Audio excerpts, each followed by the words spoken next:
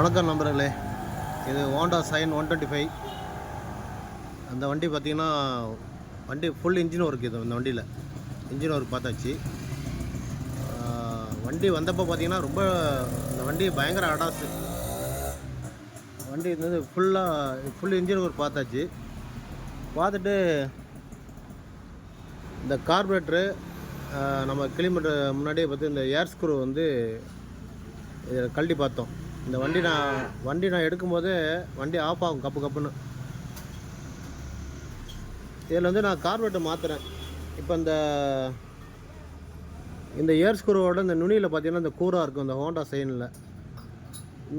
இந்த கூறு வந்து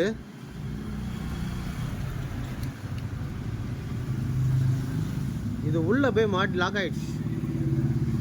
இதை வந்து எடுக்க முடியல. சரி, இவ்வளோ இன்ஜின் பார்க்குறோம், ஒரு கார்பரேட்டர் ஒன்று மாற்றிடுவோம் அப்படின்னு இப்போ வரக்கூடிய லேட்டஸ்ட்டு இப்போ ஹோண்டா சைன் மாடலுக்கு இந்த மாதிரி டைப் வந்து கார்பரேட்டர் வருது.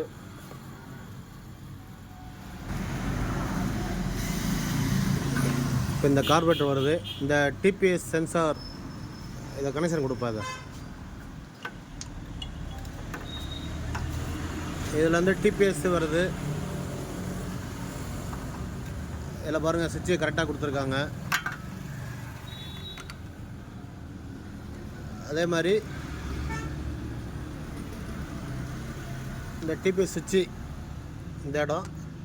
இதில் வந்து இந்த மேனிஃபோல்ட் ரப்பர் வந்து இந்த பழைய ரப்பரே நம்ம போட்டுக்க வேண்டியதுதான். ஐசோலேட்டிவ் கேபிளை மாட்டிட்டு இதில் ஒரு இப்போ பஜாஜ் டிஸ்கவர், பஜாஜ் பிளாட்டினா அந்த மாதிரி மாடலுக்கு வந்து இதில் கட்னிப்பில் வரும். இந்த பெண்ணு கொடுத்துருக்காங்க. ஆனால் கேபிள் வந்து இதுக்கு பார்த்தீங்கன்னா கேபிளோட சேர்ந்து தான் வரும். இந்த கார்பரேட்டர் வாங்கும்போது இந்த கேபிளோட சேர்ந்து தான் வரும்.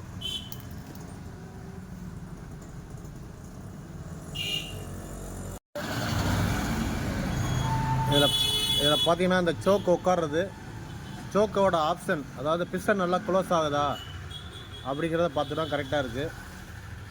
ஸ்லைட்ரு மாற்றிட்டோம். இப்போ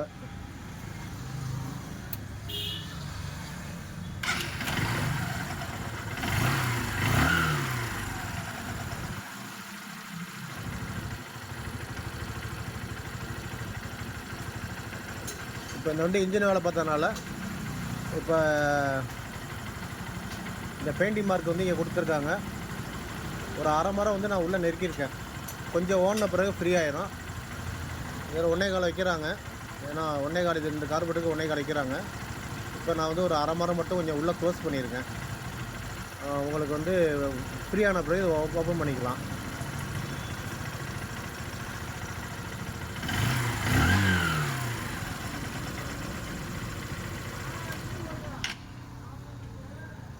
அதே மாதிரி இந்த வண்டியில் உள்ள கார்பரேட்டர் நண்பர்கள் வந்து எடுத்தோடனே டபக்குன்னு அடைக்கிறதுனா பூஸ் போட்டுறாதீங்க.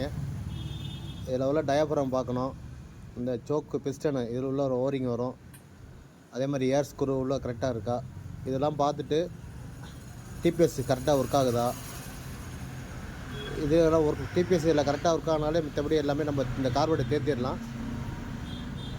இந்த கார்பரேட்டர் நான் மாற்றினது வந்து பார்த்திங்கன்னா இந்த உள்ளார வந்து இந்த ஏர் ஸ்க்ரூ அந்த நுனி வந்து உள்ளே உடஞ்சி இதில் மாட்டிச்சு. சத்தியமாக அதை எடுக்கவே முடியாது நேரத்தில்.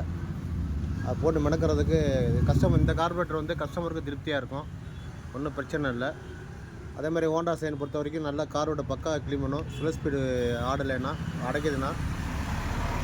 அதே மாதிரி வால்வு கிளியரன்ஸையும் பார்க்கணும். இதெல்லாம் பார்த்து செட் ஆகல அப்படின்னா தான் அதுக்கப்புறம் தான் நம்ம கடைசியாக இந்த கார்பரேட்டருக்கு போகணும். இப்போ இதோட கார்பரேட்டர் வாங்கினீங்கன்னா 5400 இது வந்து நமக்கு வந்து ரீசனபிளாக இருக்குது. இது வந்து கழட்டி க்ளீன் பண்ணுறதுக்கு சிலட்டி டைப். அது வண்டியில் உள்ளது பட்டர்ஃப்ளை டைப்பு. நல்லா இருக்குது. இது வண்டி நல்லாயிருக்கு, ஓட்டுறதுக்கு வண்டி நல்லாயிருக்கும். தேங்க்ஸ் நண்பர்களே.